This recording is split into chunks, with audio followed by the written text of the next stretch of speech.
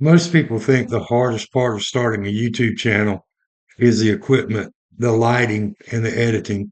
It's not. The hardest part is actually what I'm doing right now, pressing start and recording when I know I'm not that good yet. I'm on video number 6 in building this channel. I've spent 34 years in IT teaching engineers how to do their job. But speaking on camera, editing, and knowing YouTube, it's a different skill set. What most YouTube channels don't show you is the beginning phase.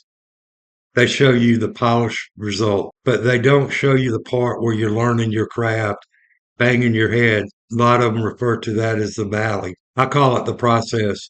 You've got to have the skill sets and you got to work on that repetitive process. Right now, I'm recording these videos very early in the morning over a cup of coffee.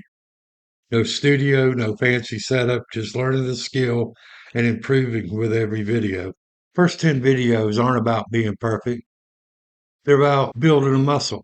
It's like going to a gym, speaking clearly, editing better, understanding what you're actually trying to say and who you're speaking to make your channel better. And if you're starting a channel too, you're probably going through the exact same thing. The only way through it is just press record.